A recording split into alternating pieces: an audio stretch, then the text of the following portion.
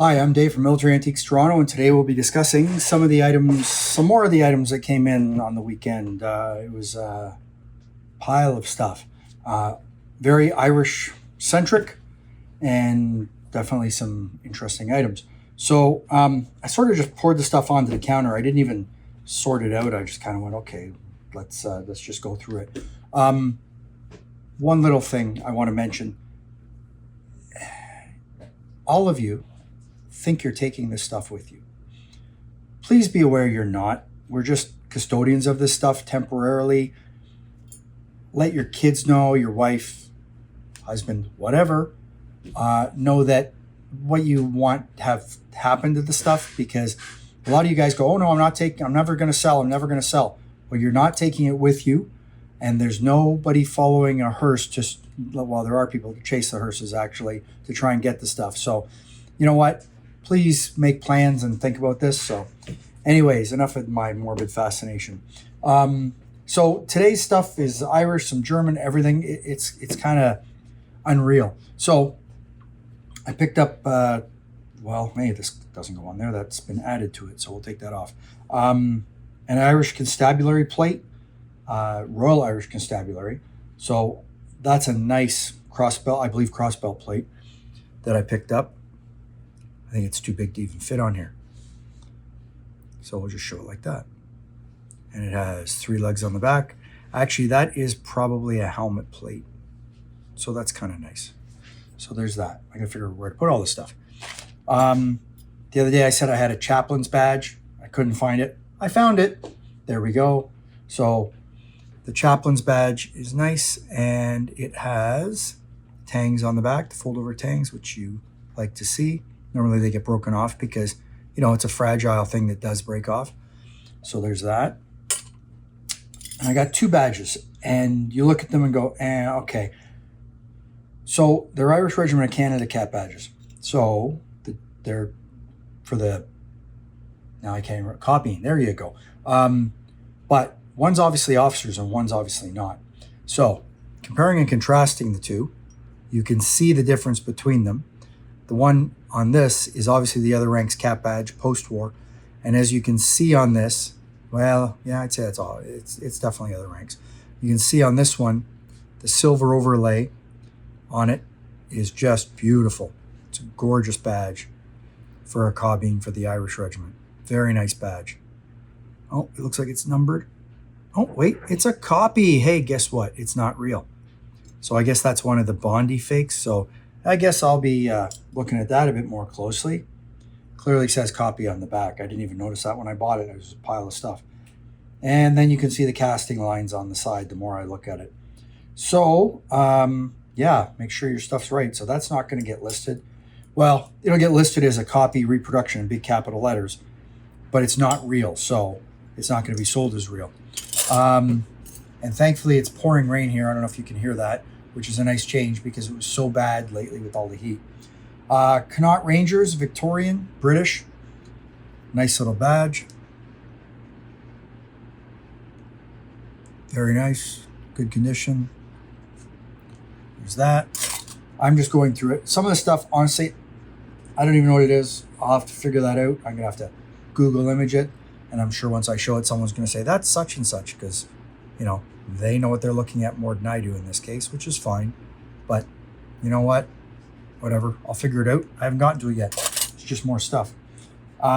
Beautiful wartime shoulder title of the Irish Fusiliers. And you notice I'm showing the back. There you go. So that unit doesn't exist anymore as the Irish Fusiliers. So that's a nice title.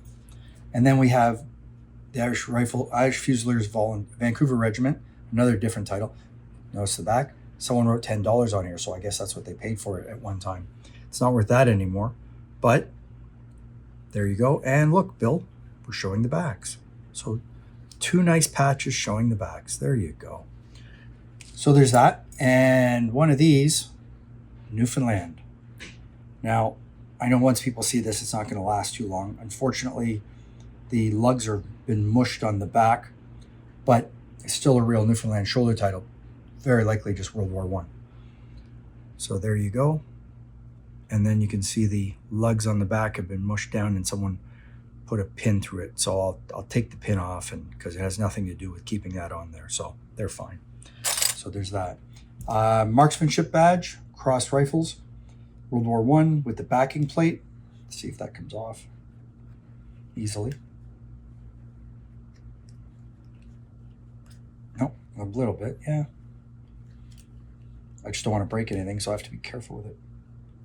Nah, you know what? I'm going to leave it. I don't want to mess it up. So, crossed rifles for marksmen, worn on the cuff, sleeve.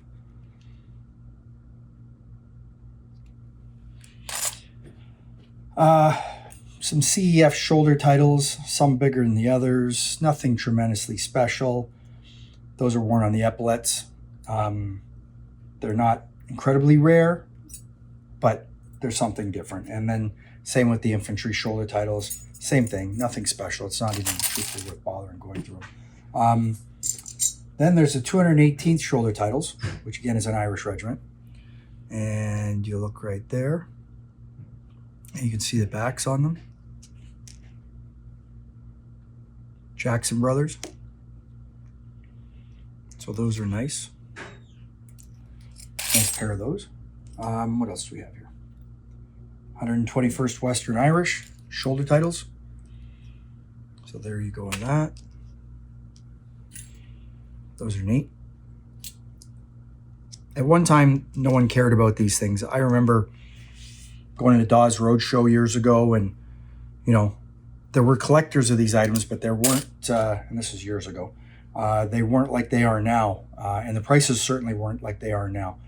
There was one main dealer, he's passed away since, and he had a lot of CEF, and that was mainly what he wanted to do. He did do Second War too, but the prices for that stuff have gone through the roof. And at 260 battalions, there's a large variety to collect along with the variants and so on. So it's an interesting area to get into if you want to collect CEF.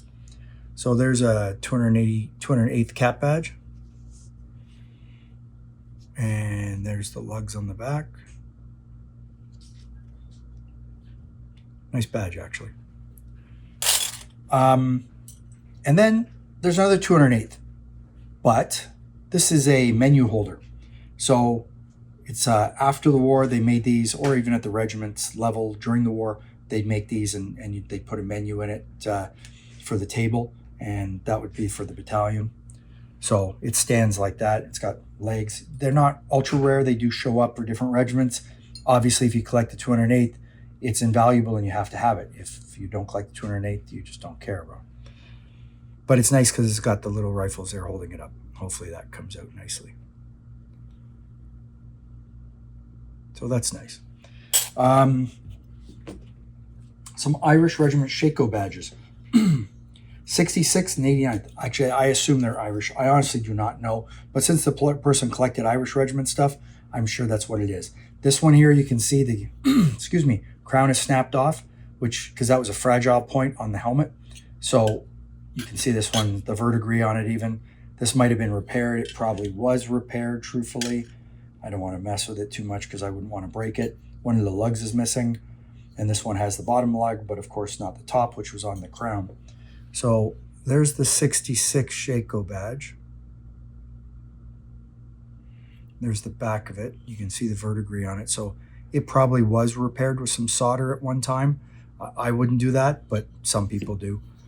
There's the 89th. And again, you can see the line where it was missing the crown. So there you are. And there's my distant early warning system that someone's walked in the door. Oh, and there's the dog. Lancers helmet for the 5th Royal Irish Lancers. And it's King's Crown, so it's pre-World War I in this case. So that's a nice helmet plate. It has the lugs on the screw posts on the back still. So there you go. Hopefully it'll fit in there. Hey, how are you? So there's that. Nice helmet plate for a Lancer's helmet. Another Connaught Rangers. Missing a lug on the back, unfortunately, but it is what it is. So there you go,